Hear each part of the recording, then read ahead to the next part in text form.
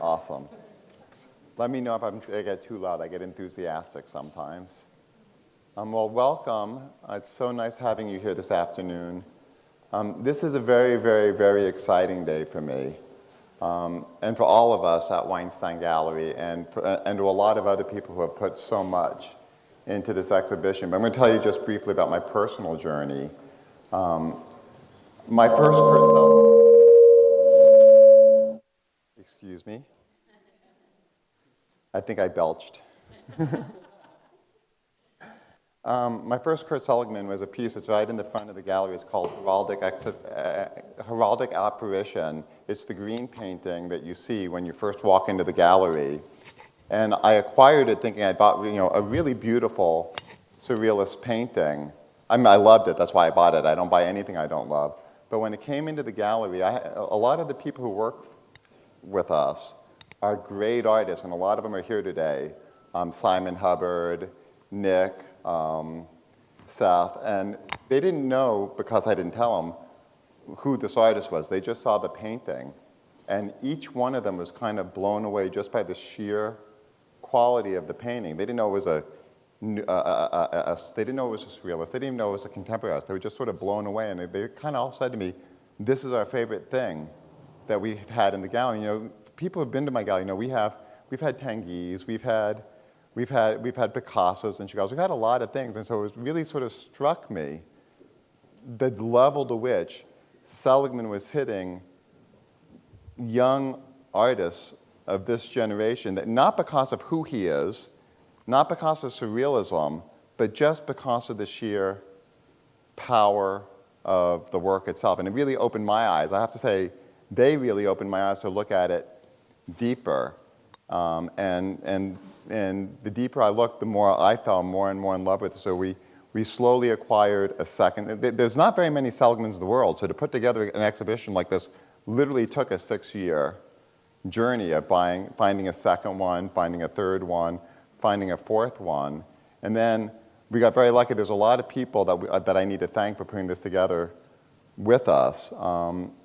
This is the first major retrospective of Seligman in America in the last 50 years, partly because it's just impossible to get the paintings. And one of the great things that happened along the way is we got to know Timothy Baum, who is here in the second row.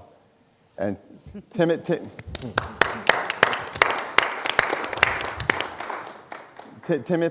along with James Mayer, had been working with the Seligman estate for many years and had acquired a good body of his pieces. And they, along with us, realized that it would be more important, rather than them having their little show or our having a little show, to really join forces and put together the best show of Seligman that we could do. So it was really worth it. First of all, I have to thank Timothy, and I have to thank James, because this would not be possible without the collaboration. Thank you. So it's been an interesting journey, because never before have I spent 6 years all working on one exhibition. And the reason was knowing that there hadn't been a retrospective in 50 years and that he'd never really gotten his attention, knowing that there'd never even been a book written about Seligman in English. And of course, we have Stefan Hauser, who wrote the glorious book, but in German, so not easy for me to read.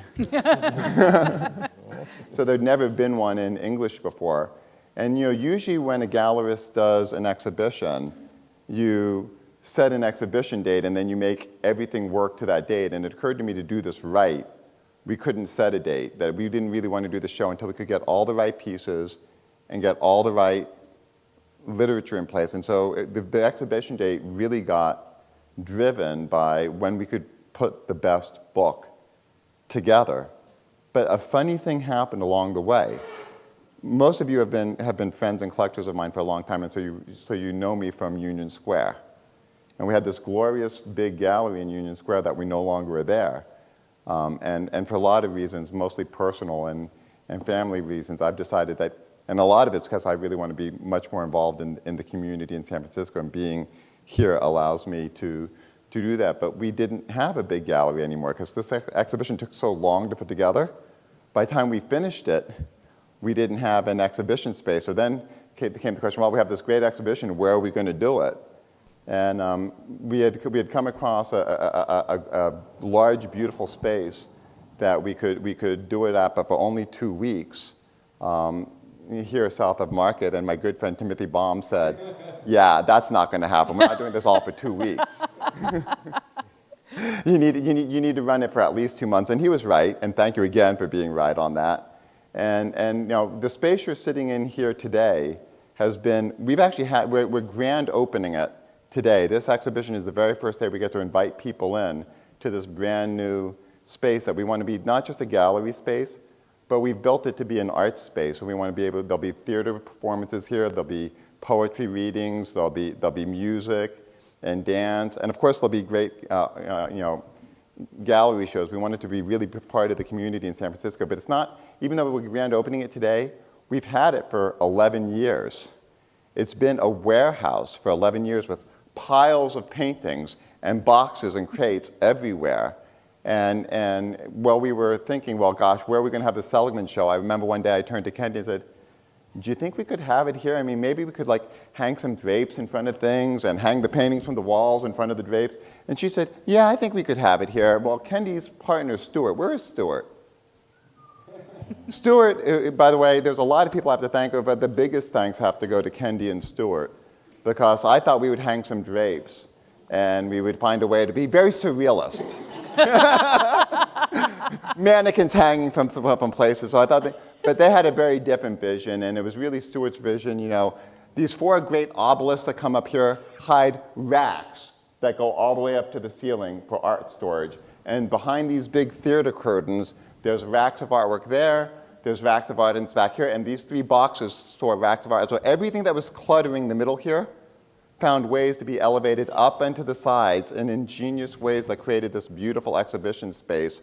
And I think it might be the first time I know that, again, rather than building a show to the existing gallery, we looked at all of the paintings of what was going to be in the show, and we built this gallery to make this show happen, because we felt this show was just so important. It's unquestionably, I believe, the most important show that I've ever put on, and maybe that I'll ever put on. So I want to thank you all for coming. There's other people I want to quickly thank, and then we'll move to the people who are very, very instrumental in putting the exhibition together. We're the Seligman Center. We could not have done it without the support of the Seligman Center. I want to thank both of you for coming out here.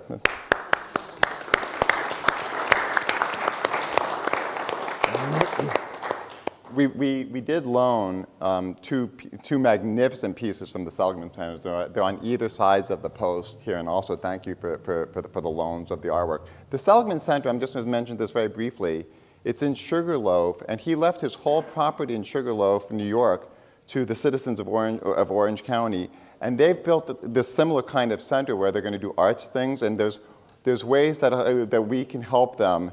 And we personally would like to make some contributions back. But if anyone feels inspired to help or get involved with the Seligman Center, they're also doing a fabulous center have a fabulous center for the arts in Sugarloaf on what was Kurt Seligman's property there. So thank you.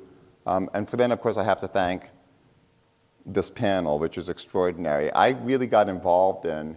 I'm going to sit down so you can see the panel.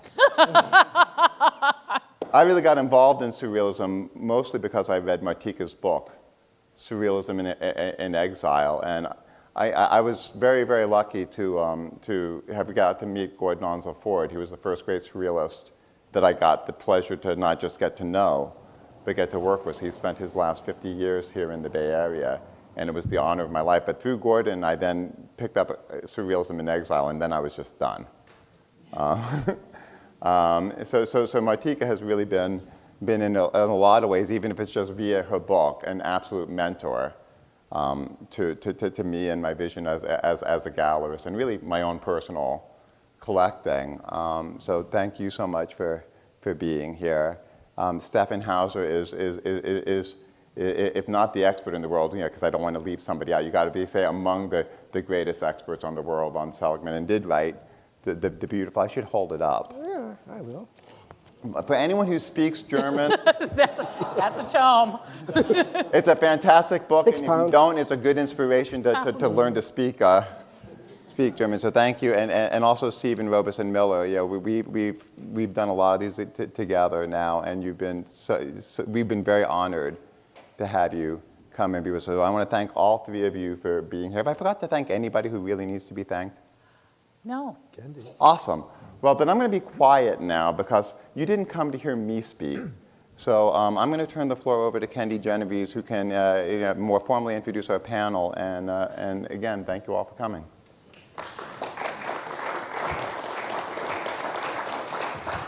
What a pleasure to have you all here 6 years after we bought our first Seligman and wrote a book. What more could you ask for? And to write that book, we wanted to make sure that we had some of the best scholarship that we possibly could have. We had a wonderful article by Myers Shapiro, the noted art historian, a contribution by Timothy Baum, and then the three authors who are here, in addition to Kurt Seligman himself, talking about his mythology. And along the line in doing this, if you don't mind, guys, I think we'd rather get to the meat and potatoes of some questions. So not so much biographies of everyone. Is that okay with you? Okay. And we'll just jump in, because Roland did a nice enough job with that, so we'll jump in. My first question is, how did each one of you come to be involved with Kurt Seligman? How did it come into your life and your studies? Stephen, can you start for us? Well, yes, I'd be happy to. I first saw a Seligman painting called Sabbath Phantoms, 1939, the last painting he'd painted in Europe before coming to New York, in a book in 1971 by Sir Herbert Reed about 20th century painting. And I was very struck by this painting, and as I say, it's the first thing of his I'd ever had noticed. But after that, it's like learning a new word. Once you learn it, you see it. And he began cropping up in different autobiographies and other books. I found in a bookstore in Woodbury, Connecticut, where I lived, called Clap and Tuttle, a complete set of Triple V magazine for $2 in 1972. And Seligman was very involved with this publication. It had been done in New York by André Breton during the Second World War. And so it snowballed from there. And I then went to visit Seligman's wife in November of '75. I was a sophomore in college. I was 19 years old. And I drove the hour and a half to her house in Sugarloaf from Woodbury. And when I arrived, I was wearing a coat and tie, as was my custom. And she said I was the first person she'd seen wear a coat and tie in 20 years or something. So we got off to a very good start. And we had as it turned out, I knew her then for the rest of her life. We had a very warm friendship, and I would go visit her 3 or 4 times a year and have lunch with her, and we would talk about the 1930s, and she would cook me an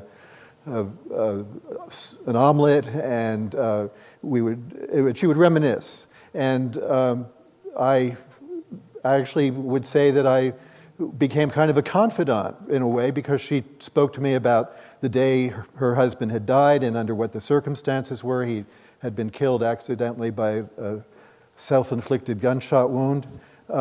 And she leveled with me. She told me about people she liked, people she didn't like. So I felt very honored to have her as a friend. And I've been involved since she died with helping the executors of her estate. And anytime there's been a Seligman project, I've been included. And that's how I met Stefan Hauser. And when he began researching the book that you see on the table, for his 1997 exhibition in Switzerland. And Martica and I met because she wrote an article about Mata, the surrealist painter, for Arts Magazine that was published about 1985 or so, I think. And I wrote you a letter thereafter, and we decided to meet, and together we drove over to Arlette's house. So we had a nice visit that day, and have done it ever since. Been friends ever since, too. So Martica, tell us how you came to Seligman. Well, all right. a confession. In the 1950s, I was writing reviews for the old Art Digest, which became Arts Magazine, and I was one of the, we'd be assigned a bunch of things, and I was assigned to review a small exhibition of Kurt Seligman's work at the Ruth White Gallery. Ruth White was a neighbor of the Seligmans up in Orange County, but this was a gallery, a small gallery in New York. And this is the heyday of the New York School and abstract expressionism. And I have to confess that I wrote a very short and rather dismissive review of the Seligman show. So Seligman also, I knew of him. I did not meet him ever personally, but he taught for about 5 years at Brooklyn College, and my, at the time, husband was in the faculty at Brooklyn College, and he mentioned Kurt Seligman several times as a really erudite and very charming individual. And then we lived in a house in West Nyack, New York, which is about a halfway point between New York City and Sugarloaf. And the news came of Kurt Seligman's death, and a bunch of the Brooklyn College faculty went up there for the funeral. And they all came and stopped at my house on the way back. I had not known him, and I hadn't gone to the funeral, but I heard a lot of conversation about him. And so I became more aware of him. And fast forward to the early 1980s, for some reason, Meyer Shapiro thought it would be a good idea if I would write an article on Seligman. I was teaching most of the time, but also writing for art magazines. And Meyer's great concern was that Seligman's library of rare books on magic was going to, nobody was going to take care of it, and what was happening to it, and so forth. And so he asked me to go up and investigate. And I telephoned Arlette, and she didn't usually like to see people, but because I was coming on Meyer's suggestion and recommendation, she said, fine, come. And so I drove up to Sugarloaf and to their farmhouse, and this was about 1980. And Arlette and I talked a lot and looked around, and we went down to the barn. She wanted to show me, I guess, the etching press that was in the bottom of the barn. This was not the barn that was leveled by cyclone in 1949. That had been rebuilt. But this was an old stone barn with a dirt floor. And there were cartons sitting around, and there was this beautiful etching press. And I looked at the cartons. I sort of opened and peeked in, and it was full of papers. And it was just sort of thrown in there, and it was not in good condition. It was damp, and that's on this damp dirt floor. And I said, Arlette, what are you going to do with these? She said, I don't want them. Why don't you take them? She said, take them. And I get that may have been actually maybe the second or third time I went to visit that this happened. But and then she was very careful about everything and very concerned that nobody would take anything away. Right? But this she wasn't interested in the paper. So I brought them back to my little walk-up apartment on McDougal Street in the Village, and started going through the. It was smelly. They were damp. They were mouse-eaten and mildewed, and pulling these things out. And as I did, this book began to write itself. And I'll give you just a rough idea of letters and postcards. Letters and postcards from André Breton, from Wolfgang Paulin, from Benjamin Perret, from Mata, Tanguy, Kay Sage, Joseph Cornell, Masson, Calder, Ad Reinhardt, Charles-Henri Ford, Maya Deren, Elion, Pegeen Guggenheim, Pierre Mabie, Meyer Shapiro, Chagall, Mondrian, Courtillon, Pierre Courtillon, and Motherwell. That's just for starters. So it gives you this, I reel off this list because it gives you some sense of the scope of Seligman's acquaintance, and also it was in a particular crucial time. He was the first surrealist to get there, and so he helped the others, and there were letters from Breton, could you get me a job lecturing in New York so I can get out of France, and all of this. And then how they regrouped in New York, and how the American painters and the Europeans began interacting, and so forth. So that's how I came to start this. Seligman brought you to the Surrealism in Exile book. The book should have been dedicated to him. I'm sorry it wasn't, because because it really came about through, as I then went through all of this and Yeah. then followed up on these different people. And Fantastic. that it sort of wrote itself. Yeah. It sounds like it. It was like archaeology. I mean, going through these layers of things and taking care of them and trying to keep them, preserve them. Throughout this process, something that's been amazing is the people who knew Arlette, Timothy as well, knew Arlette, spoke with her, all the stories and the different versions of the stories that you hear as you're trying to piece that history together. And that became, I think, the job of Stefan Hauser to piece together all of the actual documents, the histories, and this is the definitive book on Kurt Seligman that he exhaustively wrote over the course of 8 years? 5 years. But you thought about it for 8, right? Well, no. So how did you come to this? Yeah, right. As Stephen mentioned, my connection with Seligman is this book, and the publication of which was to coincide with the opening of our retrospective exhibition, 2,500 square feet exhibition of Seligman in Zug in Switzerland in 1997. So this all goes back now almost 17 years. And it's maybe a little bit embarrassing, but also simply honest to say that although I've been born and raised in the hometown of Kurt Seligman, in the 25 or so first years of my earthly existence, I never even heard the name, lest have I ever seen a work by Seligman. So it was completely unknown to me. And it was a friend of mine, actually, who introduced me to him, who wanted to know more about Seligman than he could find in the books, and asked me if I could do some inquiries and do some research. And so I started to contact people, and I think it was Timothy I contacted first, and then so things got hand in hand. I don't exactly remember whether I then met you or you, but the three of you were actually my main contacts for quite a time. And then I noticed, I just noticed how very little actually was available on Seligman. And I was also, I think it's for any art historian, I would say, a thrill if he has the chance to, sloppily said, do an artist almost entirely from scratch.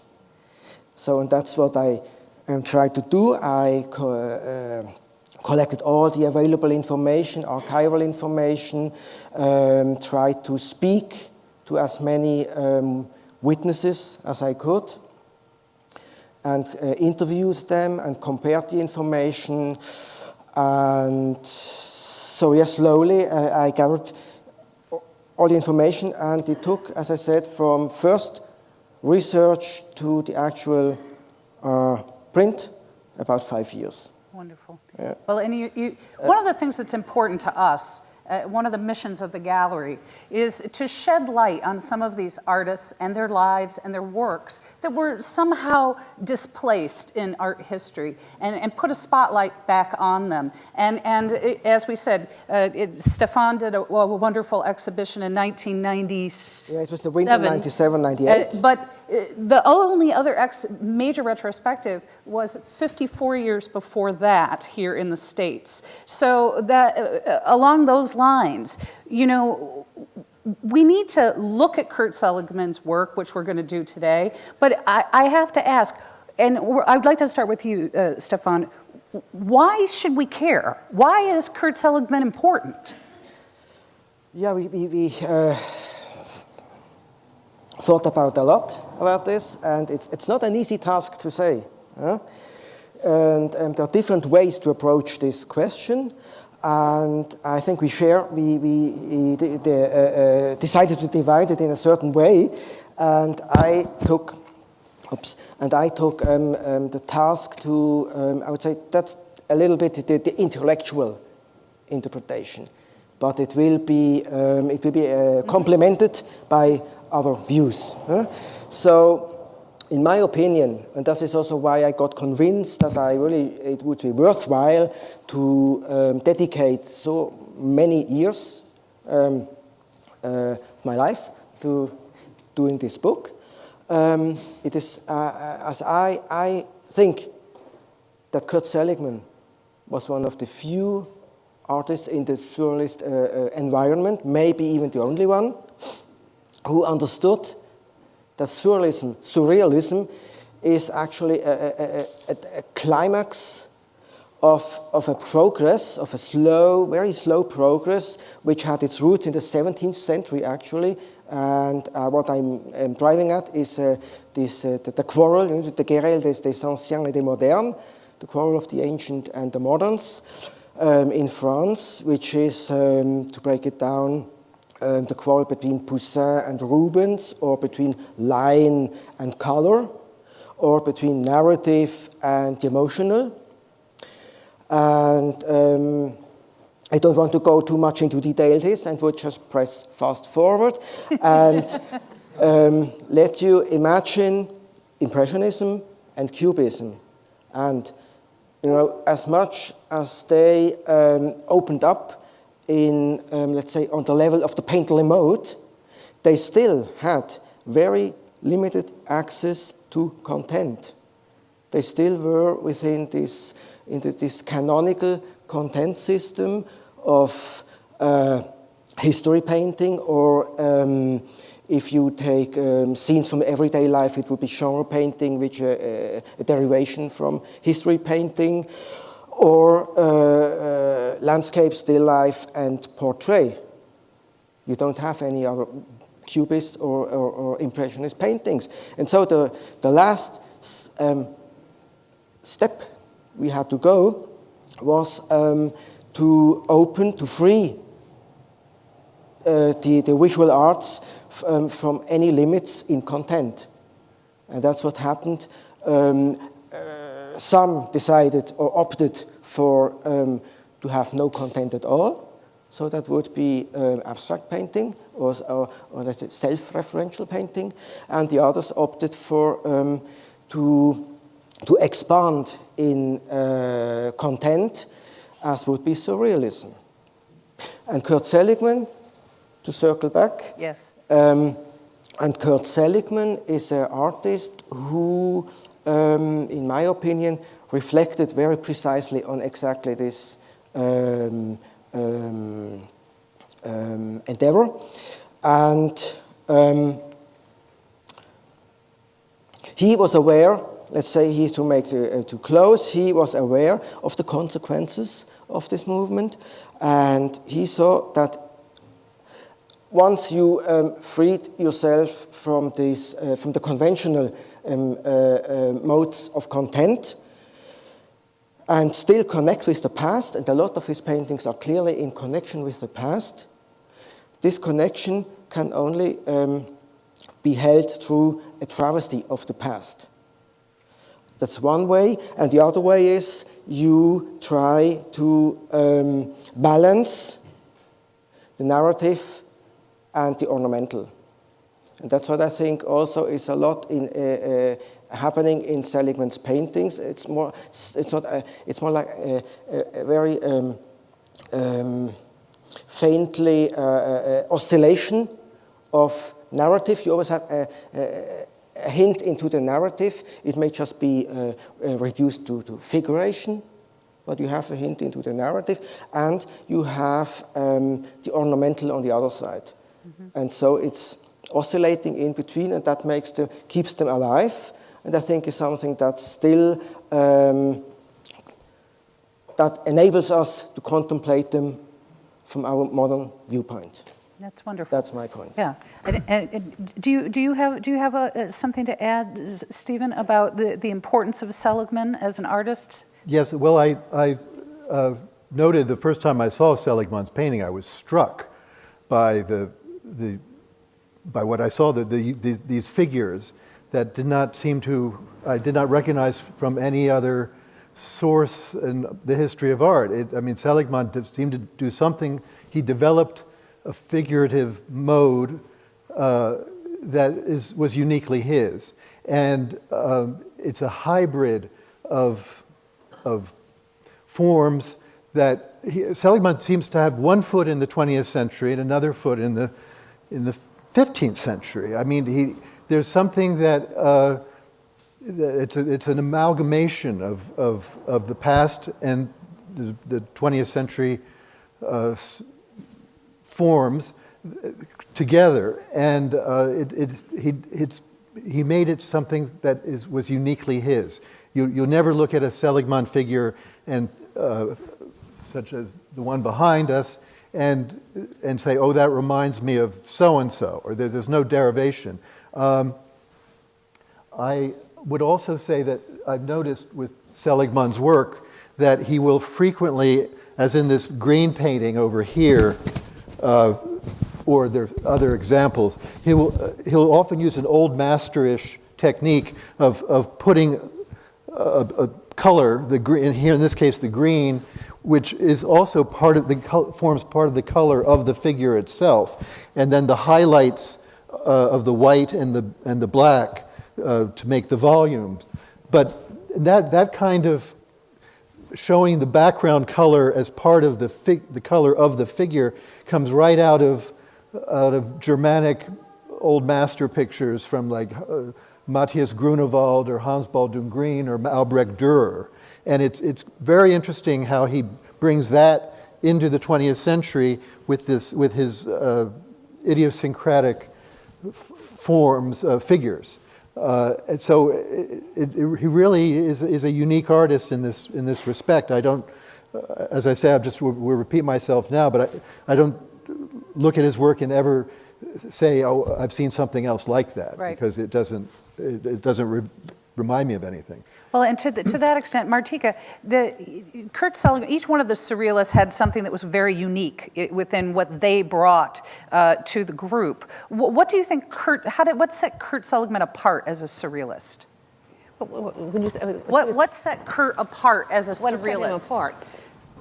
Well, I think it's quite clear what set him apart. But I think it's, first of all, we have to be sure we understand that surrealism was not a style. Surrealism was a way of life, a way of thinking, and if you put 10 surrealist paintings in this room, you would know very well they were done by 10 different people. Each person had their own avenue into way of getting at the surreal, whatever, beyond conscious, the conscious world. That was their main thrust. Seligman was unique in the sense that he did, as Stephen said, that he went back as well as forward and used things from the past. But I think when people talk about surrealism, and especially about what the Americans may have picked up from surrealism, there's a lot of talk about automatism and gestural painting, that you get at the unconscious if you can draw or paint without preconception, that you let it come out as a matter of, suspending conscious constructing. And Seligman did not think that gestural expression was really the best way to do this. He said because it meant that you were inevitably, mechanically repeating yourself. Your gestures tend to be that, and we can see that in some gestural painting that went on in the 50s, I think. And he thought, he used the expression a priori, that you start with something that happens by chance, that you, but then you paint it just as if you were painting from the model, as if in a very precise way. So one of the things that he did was to he used you may have noticed in some of these paintings there's a kind of cyclonic form. We don't have too many good examples here of it, but it looks like a cyclone, a twister. And Side here. the cover of the book. Right. This was arrived at by projecting through a polarizing lens cracked glass. And if he would project it onto a screen or a wall and photograph it, and then he would draw very precisely from that photograph, that shape. And then as he looked at that shape, it might take other forms and develop into something else. But it was, he really said, down, not away with this gestural thing. I'm going to draw precisely something, but it starts by chance. It's an accidental shape, and then you improvise on it as you go along. And I think that is one of the main differences from surrealism. And then, of course, he brought in all these other factors that, as he went along, things that he was seeing in nature, things that he was working on in other ways, and in designs for the ballet, and particularly things that were part of his own history, the Basel Carnival, and the particular work of two Mannerist artists that were hung in the Basel Museum. The work of Urs Graf, mostly a graphic artist, and Manuel Deutsch, Nicholas Manuel Deutsch. They were very convoluted, complex, almost Gothic in a way, and full of very precise draftsmanship and workmanship. These something that Seligman drew on also. Okay. Yeah, that's very good. We know that Seligman was the first to come to the United States and decamp before World War I. And he also was World War II. And he was also responsible for helping to bring many of his friends and the fellow artists to the States. Would you, Stephen, like to talk about the influence that he had on some of the Americans? Certainly. I will say also that up until recently, someone like Peggy Guggenheim, whose collection is in Venice, Italy, has been given a lot of credit for helping get the European intellectuals and artists out of France and to safety in New York. But in fact, Seligman has revealed in Martica's book, which has been very well documented through all the correspondence, Seligman was vital to this process. He was here first. He came in 39, September 1st, ostensibly for a show of his work at the Nierendorf Gallery, but stayed on. And the correspondence began from that point, and he made efforts for affidavits and so forth to get his colleagues to safety. But once he was here, he became increasingly important because he spoke English, and he, of course, spoke French and German, and he could act on behalf of his colleagues in that respect. But also, as Charles Henry Ford, who was the editor of a magazine in the 40s called View magazine, said, Seligman was right at the center of activity, and he, as explained very well by Martica in her book, he had a student named Robert Motherwell who went to him to study painting, and Motherwell, of course, went on to become an abstract expressionist painter, and I think I'm going to let Martica take up from that point because she wrote a book about it. But you see, this is where this is leading. You want me to take up right now? That was a segue. Okay. Yeah. All right. All right.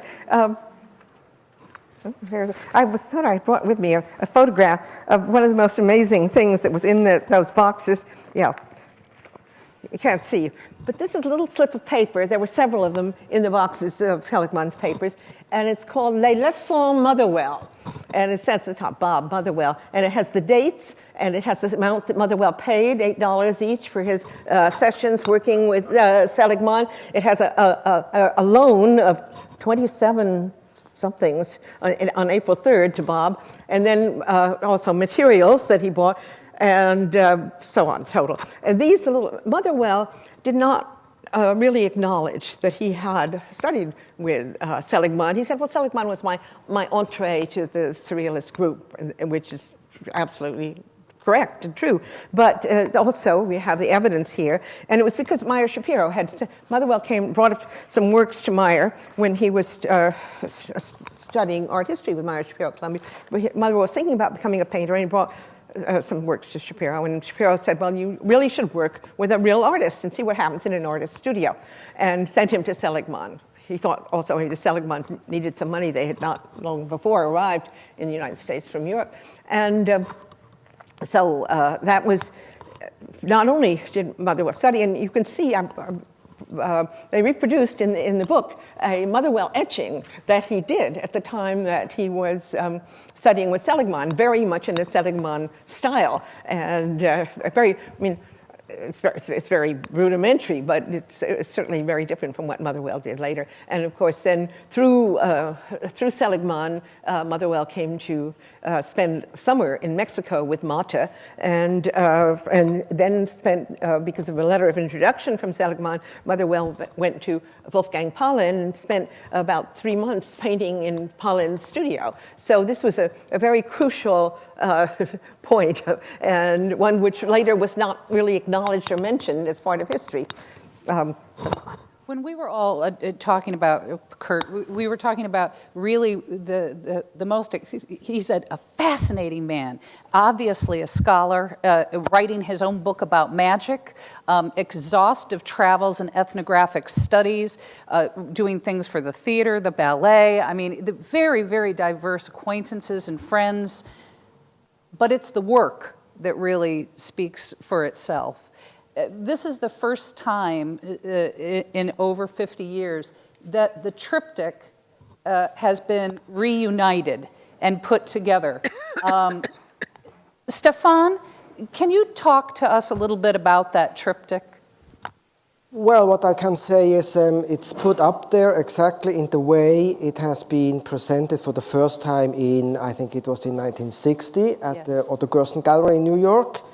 So it's also for me quite exciting to see this for the first time. We didn't have that in our exhibition at the time. What year was it done, this triptych? I think it's 58, 59, 58. Yes. This, Yes. Yeah.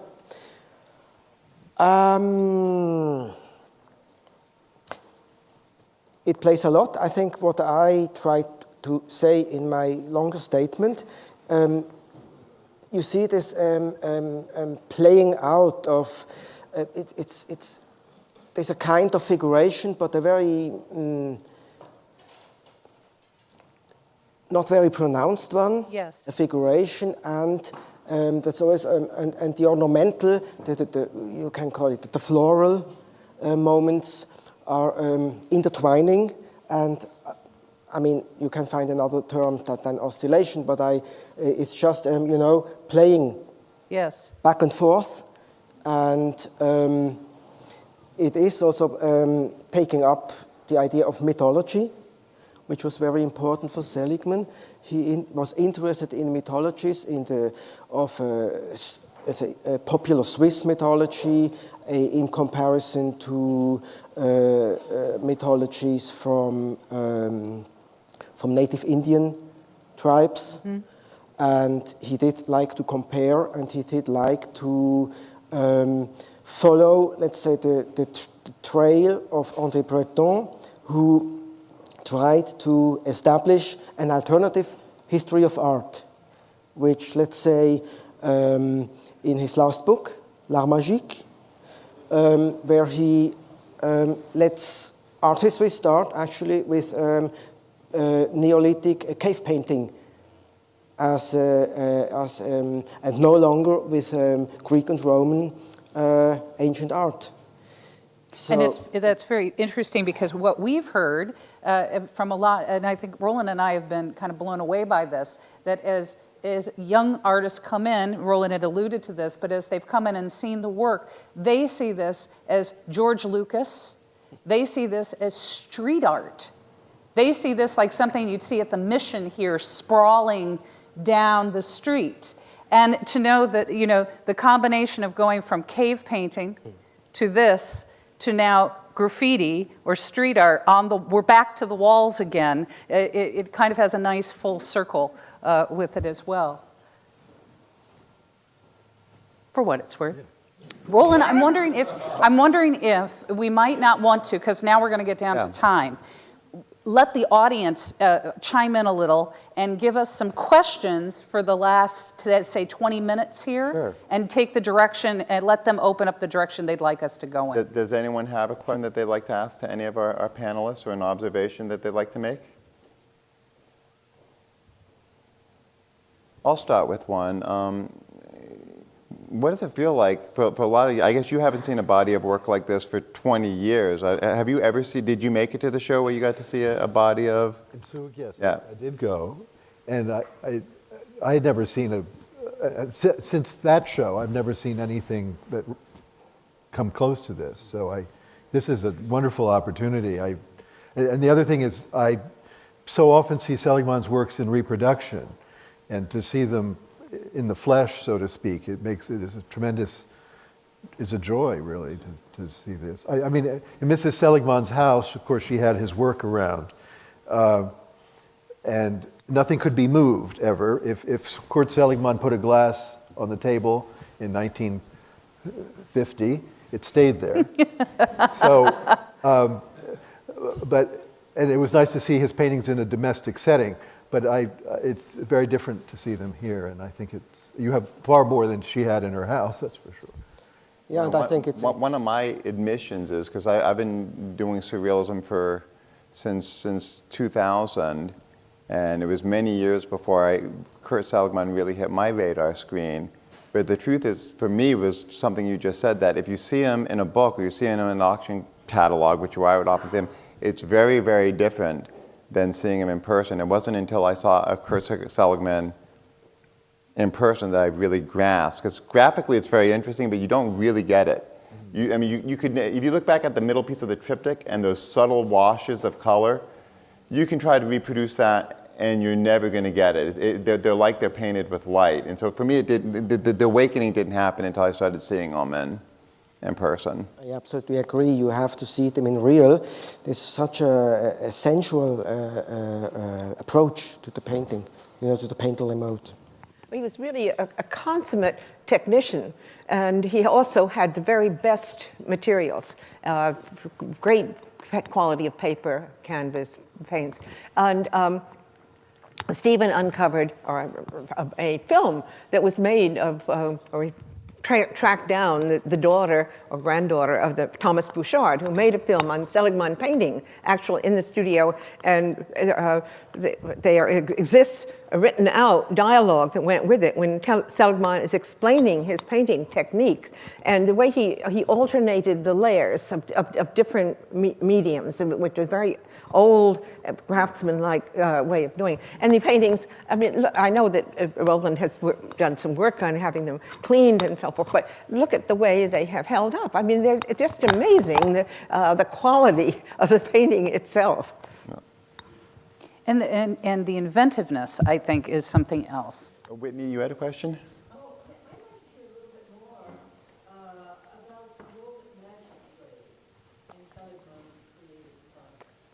If anyone didn't hear it, Whitney was asking if she could hear a little bit more the role that magic played in Seligman's process. Well, we'll be learning more about that because there is a young woman who is going to be doing her dissertation at the Courtauld on Seligman and magic. But magic was extremely important, and thank you for asking that, Whitney, because first of all, he wrote a large book on his history of magic, which was published by Knopf in 1948 and has been translated into 4 different languages, and as far as I know, is still in print. But what he said, if you don't mind my quoting from Seligman himself, the artist is subject to occult forces, just as a medium experiences a trance. Only in the state of trance, in the moment when the world soul has entered into the artist, only in the state of trance will the artist be able to create those works which are in harmony with the universe and its secret laws. And he said, magic, the completeness, the true reason why magic attracts me is the completeness of the magical world. For an artwork should be complete in itself. A variety of forms should be held together by a coordinating law, similar to the magical world law. The great axiom of magic, and I think this applies very much to his late work, all is all and all is one, has haunted our civilized West and the Near East for thousands of years. And this is more and more in this late vegetal kind of work. He felt the link between everything.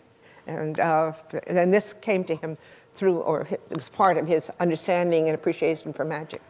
There was just recently, as we were working on this, a show at Cornell University, the Johnson Museum, that was Surrealism and Magic, that was based around Kurt's library, his magic library.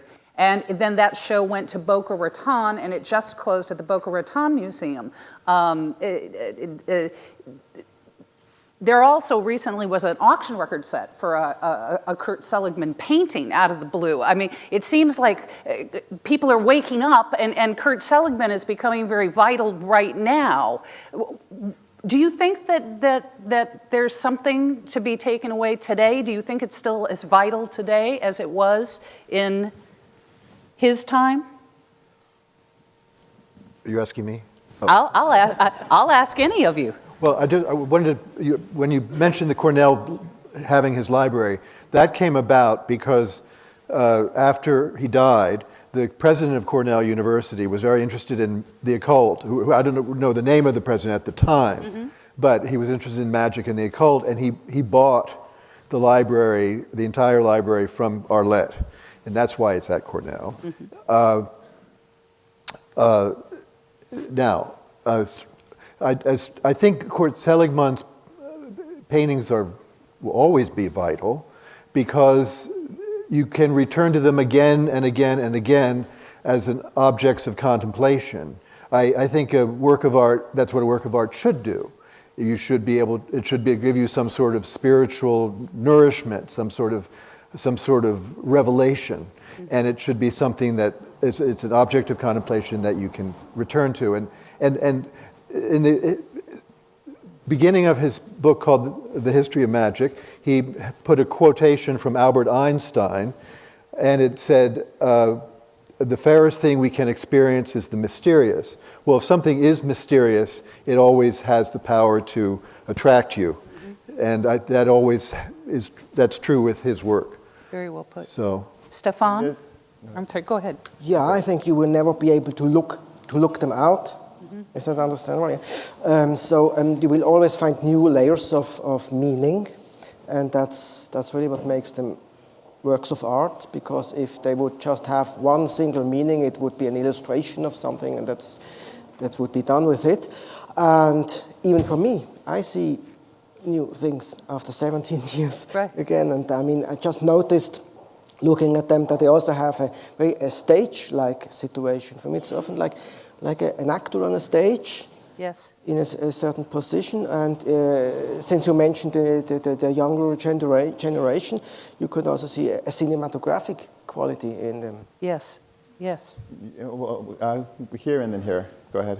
So if that's the follow-up question, is I'm just thinking that now that we all discover it, we love it, and he's so great, why was he displaced to begin with? Why wasn't he always famous? Why didn't you hear about him from the hometown?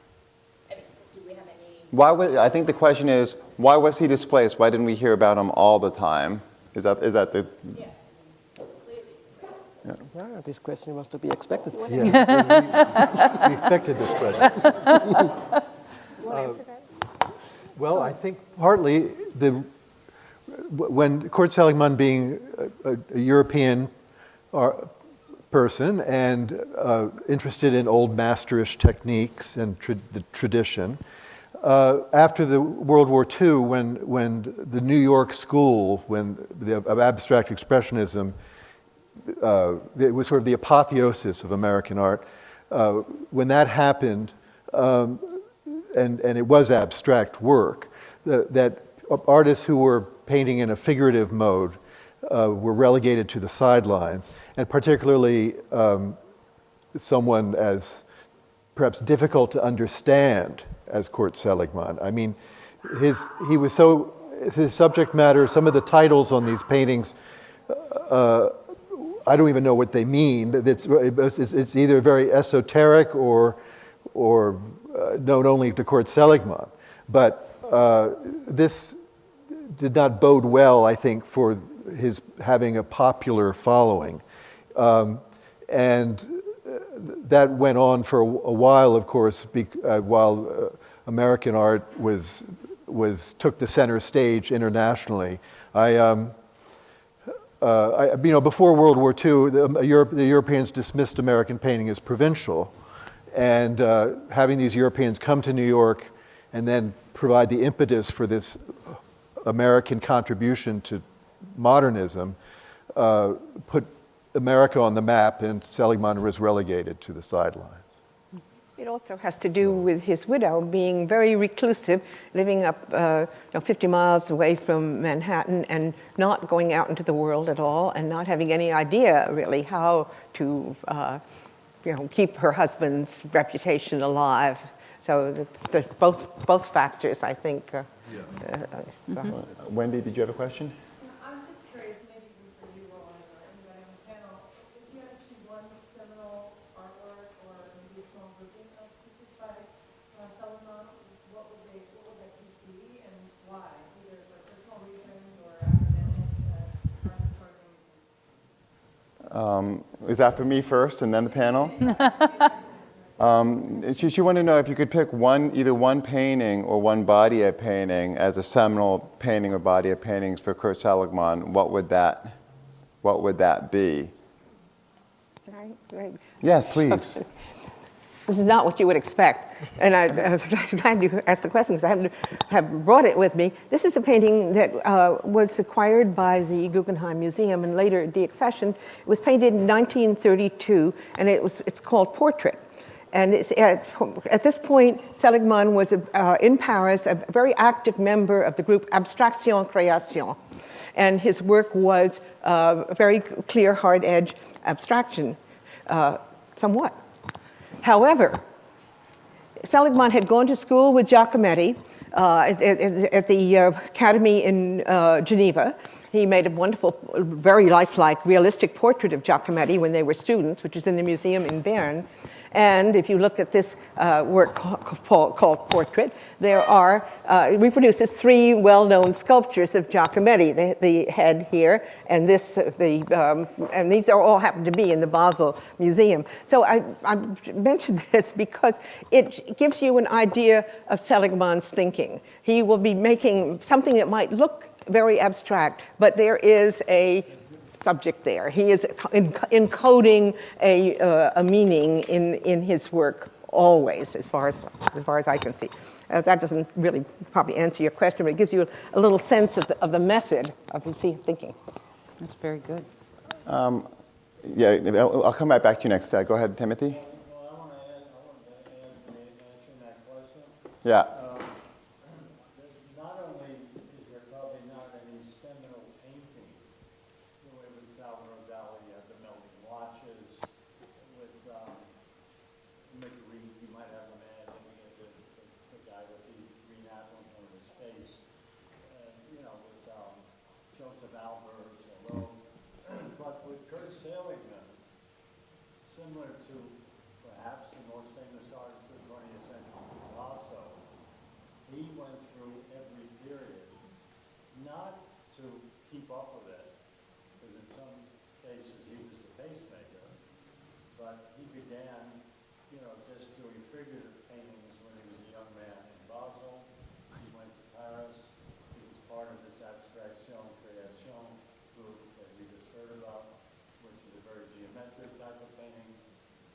He then caught the attention of Henri Breton and other surrealists, and he was beginning to do things that were a little bit stranger, and they were very captivated, and he went through a period of these sort of paintings, and then he came to America, and he went again through other periods. He wrapped things in cocoons, and then he did, for instance, a series of extraordinary black and white works, which, could really capture your attention for a very long time.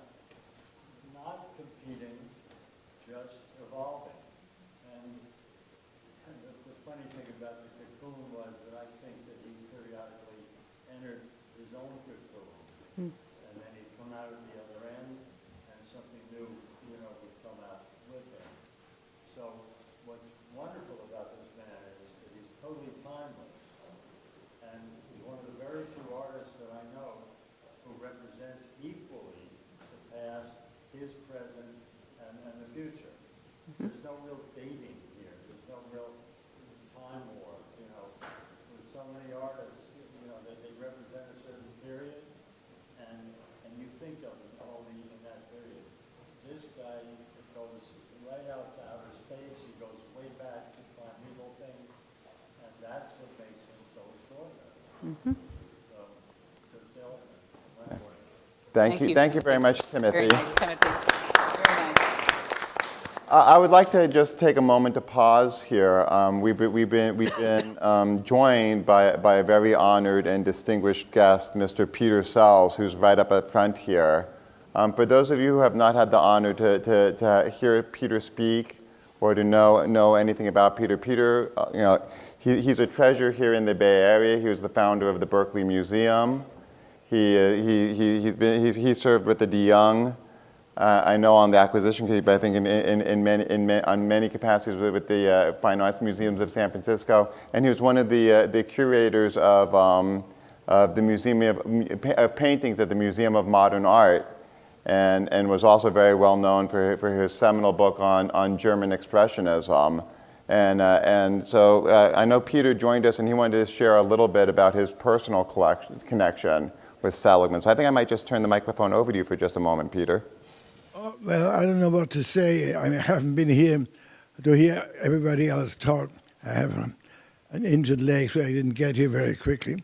Anyhow, I've known Seligman's work ever since, I think it was 1939, when I was in New York. I had just come from Germany myself, and he had a show at the Nierendorf Gallery in New York, and I saw his work there, and I met him there.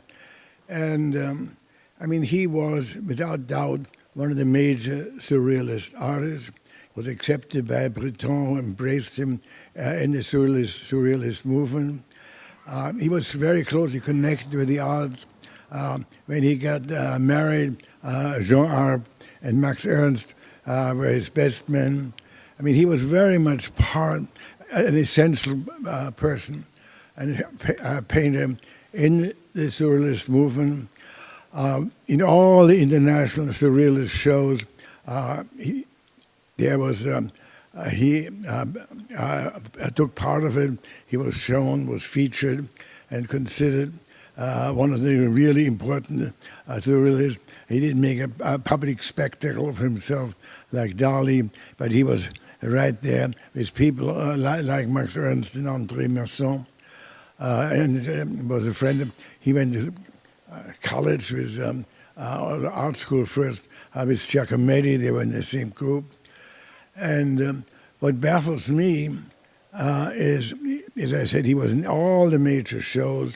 His work is in all the major museums in France and in America, and why he's been neglected for so long. Did you guys talk about that? We were just talking about that. Do you have some insight yourself as to why he was neglected? Yeah, I have no answer to that. Do you have an answer? I think actually Whitney. I think Martica had a kind of interesting answer, because I think when he passed away in 1961, the work was all up in Sugarloaf, and I think it's kind of easy if the work just stays up in Sugarloaf for him to just sort of slowly over the years disappear. But it was actually slowly over the years, because if you look at the history, he was really pretty much concluded in every major show of surrealism. In fact, even after that time, he was included in pretty much every major show of surrealism. But he didn't really have the artwork was up in Sugarloaf, and there wasn't really a champion. I think every artist needs to have a champion who keeps the artwork out there. Yeah. And minus that champion, it just sort of slowly receded. But he was represented by major galleries in New York, like Durlacher, which was a very important gallery. They also were the first people who showed Francis Bacon in New York. And I'm so happy that he's coming back now, and when he had the Donati show, it went on to the Young Museum. I think this should happen here with this guy. I mean, this should be. It's great to have it here, but it'd be wonderful if a museum show would follow this, and then get all the reviews and attention it deserves. There should be articles, not just reviews, but articles. I mean, about this guy whose work is truly a magic. I mean, in addition to his work as a painter, he wrote an amazing history of magic. I forget what it's called. I mean, there's a 300-page book, which must have taken an enormous amount of research. And he wrote this book, which is translated into many languages, of the history of magic. I mean, he was very much involved in the whole history of magic himself. And in the little essay I wrote for that small book that came out here, I draw him back to earlier medieval Basel painters like Urs Graf, who's not so well known, but he was a wonderful late medieval painter. And he follows in this tradition and of creating magic. Magic was a word that many surrealists were interested in magic, but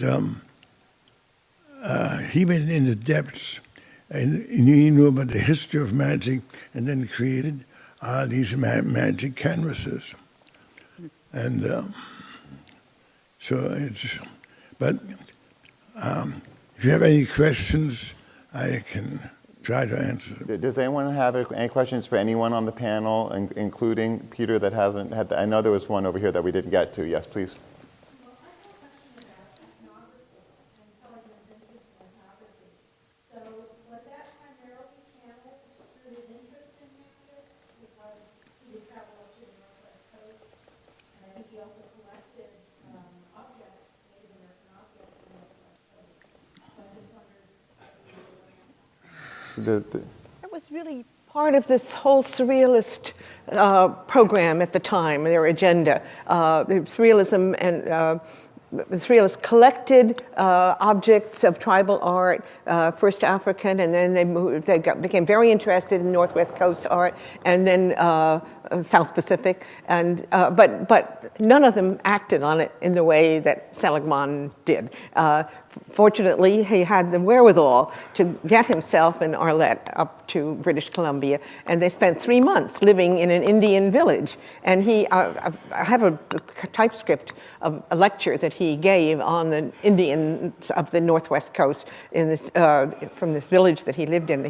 He went about it in a very serious way, as a real anthropologist might, keeping lots of notes, making photographs, making films, and but it was a part of a more general thing. Only he was fortunate to be able to put it into practice. And collecting, he sent back to Paris a 60-foot high totem that stood in front of the Musée de l'Homme in Paris until a few years ago, when it was moved to the Musée de Quai Branly. And it was quite an object to be able to collect. And he and Arlette had to become members of the tribe in order to be able to buy that totem. And they took names, and they learned the whole ancestry that was carved onto the totem. Martica, were they acting on behalf of, to some extent, on behalf of Claude Lévi-Strauss? Well, Claude Lévi-Strauss deplored the fact that there was not much Northwest Pacific art in the Musée de l'Homme, but I don't think it was not certainly the museum didn't put up the funds for them to go or anything like that, but I think he, and they had a few small pieces that they kept for themselves, and well, actually they were on loan to the Musée de l'Homme for a long time. Then they came back to, Arlette had them in her living room, but she left them to go back to the Indians in that village after she died. So they were returned. Any other questions? I just want to say one more thing. There's a good reason why there has not been a major Kurt Seligman show in America for 50-odd years. And that reason is because I've been involved with the Kurt Seligman decision and all that for 40 of those 50 years.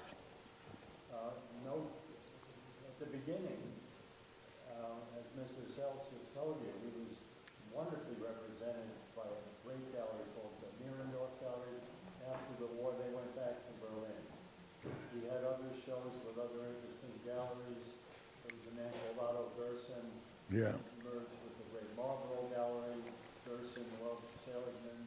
The English people from Marlborough, who actually came from the German background also, weren't that enthusiastic. Nobody else came along. When my colleagues and I, at the time that Arlette was close to her death, promised her we're not looking to let him be forgotten, I went to a lot of these big galleries because I'm a private art, but I don't have a gallery. And I said, hey, come on, it's not that big a work that's left. Who wants to do it? And they all said, well, we'll take a look at that period. I'll like to for that. Nobody wanted the whole thing, so we did it. And then during those years, there were shows in Switzerland, in Paris, in Bonn, Germany. We did different shows, a little one in London. Nobody here until Roland didn't just come along.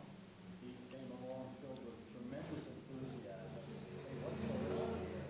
This is one of the greatest artists of his time, and shouldn't there be a show? And I said, absolutely. And he said, well, listen, whatever you guys want, we'll work together, and we did. But that's why it's 50 years. Because, with all the big shot galleries, in New York, nobody decided that Kurt Seligman was a missing link. And he was. So,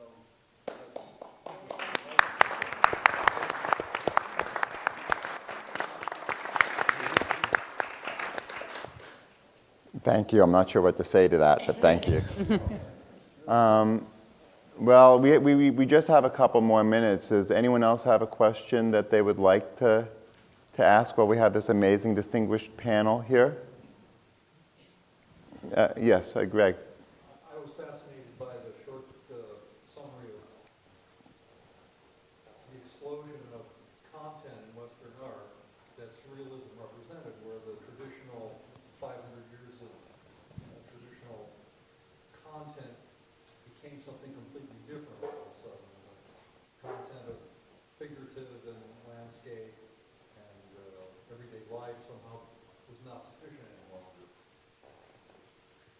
That resulted in some artists of the 20th century, like Bauer or Kandinsky, coming to the realization that the true source of art was not on the outside, but was indeed spiritual. Can you talk about whether Seligman has that kind of spiritual connection? Very good question. Yeah, Yeah. I understand. Oh. Yeah, I would say so.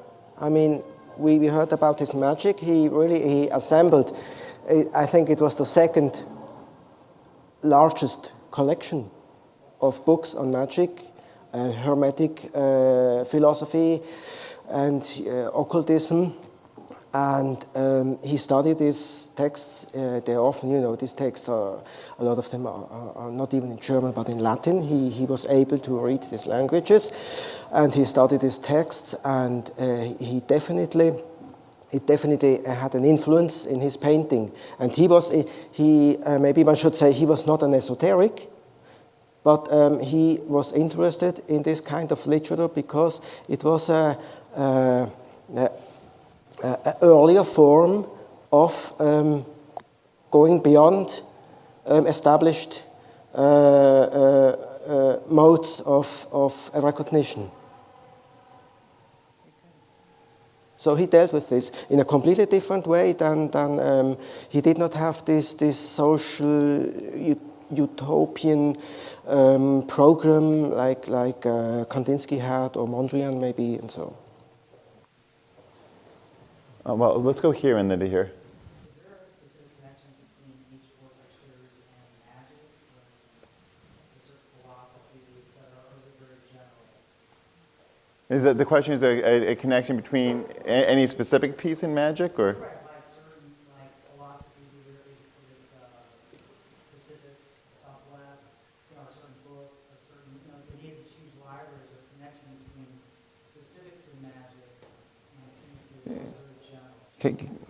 Well, I mean, what I recall from looking through the inventory, I would say you would find everything.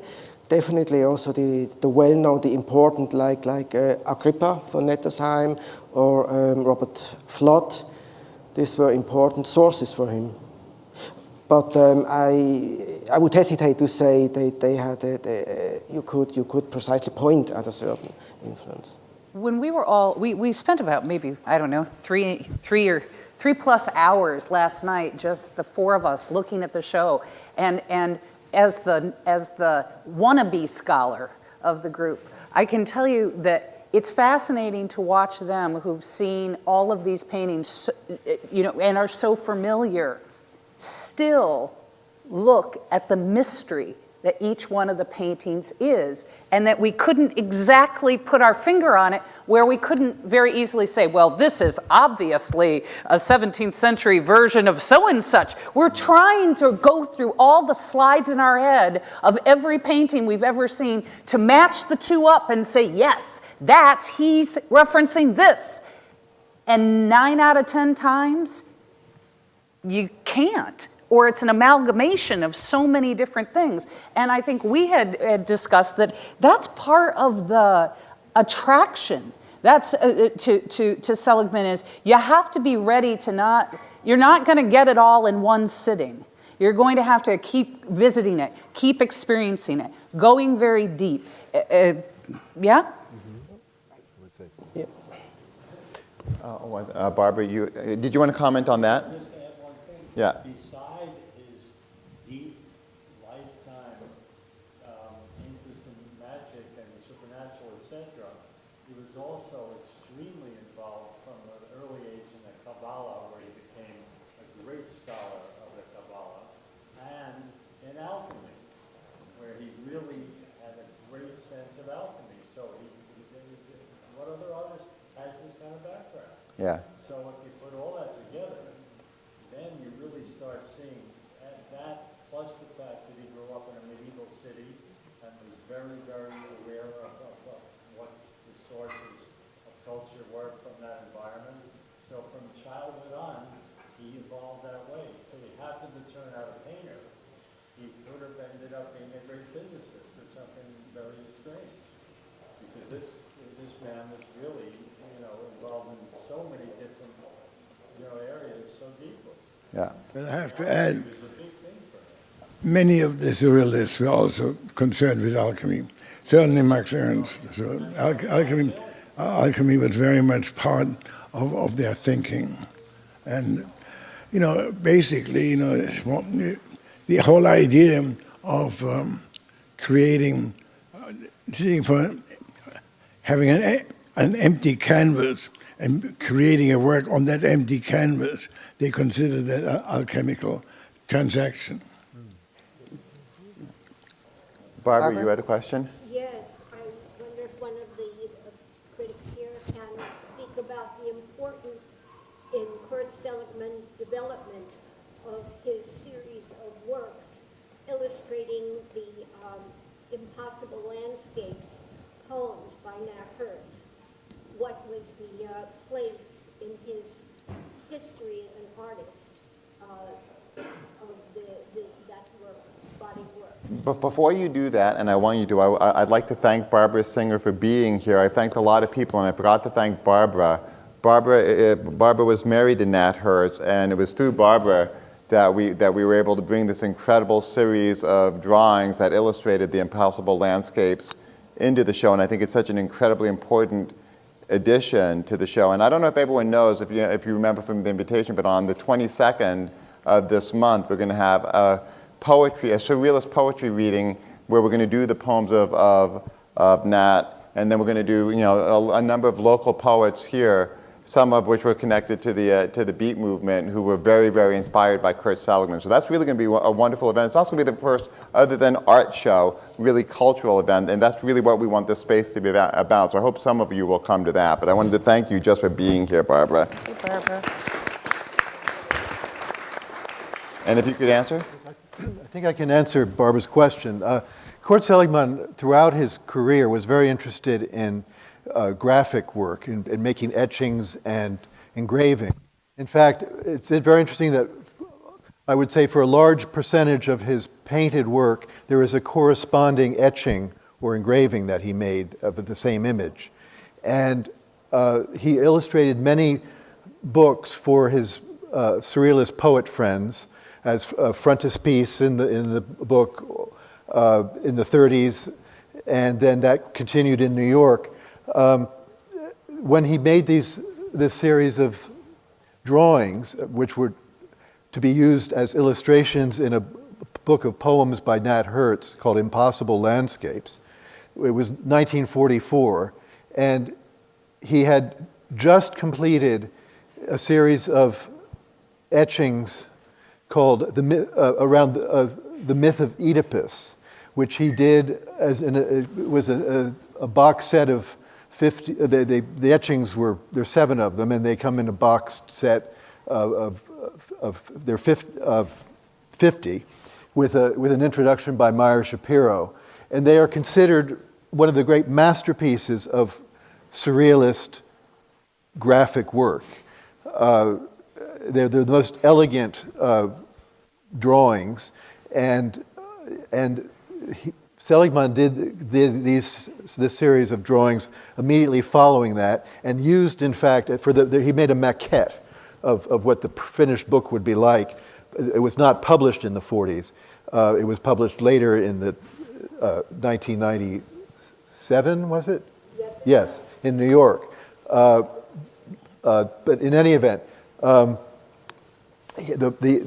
frontispiece maquette was an etching that came from the myth of Oedipus. So he would not have chosen to put the myth of Oedipus with these other illustrations if he didn't feel that they were on a par with the myth of Oedipus. And I mean, this was his choice and his decision, and coupling the two, one coming right after the other, I think it is an indication of how he felt about the work he did for Nat Hertz. And it'd be very interesting to read the poems and see the illustrations side by side, which we can now do thanks to the book being published in 1997. But Seligman has a remarkable, sensitive line in all of his graphic work, and it comes out in his paintings too. And it's an aspect of his genius that I am always taken by. So I think other people are too. Thank you. I have some time maybe for just 2 more questions. Were there any more questions that anyone wanted to ask that didn't get asked already or answered already? Great. Well, then I would like to ask, is there anything else either our panel would like to share that you haven't had the chance to share, or a question maybe you'd like to ask each other now that you have this moment together that you could ask that you haven't asked? Do you have anything to share? Well, I want to make sure everyone is aware of the fact that behind the black curtain in the back, there are the films made by Seligman and his wife in 1938 in British Columbia and in Paris of themselves and their surrealist friends. And this is extremely rare footage, and in the terms of the ethnographic footage of the British Columbian Indians, very valuable. So don't miss out on that. Wait, well, I'm going to tell a story on Timothy and Roland. When we first started talking about this, we were in New York, and Roland and I were at a meeting, and we were going to have lunch with Timothy. And we're at the meeting, and I don't answer my phone, and now I'm listening to a message, and it's Timothy, and he says, well, meet me at 10:30 now. This is the restaurant, and my friend and I will be there. And I said, Roland, who's Timothy bringing? He goes, oh, I don't know. What's he doing now? We haven't done any business with this guy. Who's he bringing? And so we proceeded all the way from Connecticut down to Manhattan to try to guess who Timothy was bringing. Who was the 4th person? We walked in, and there was Timothy. There didn't appear to be anybody with him. The 3 of us sat down at the table, and we started going on about our business. And I finally said, Timothy, who's the 4th person? And he said to me, well, Kendi, it's Kurt Seligman. He's always around. May he be with us today. Yeah. Well, thank you all very much.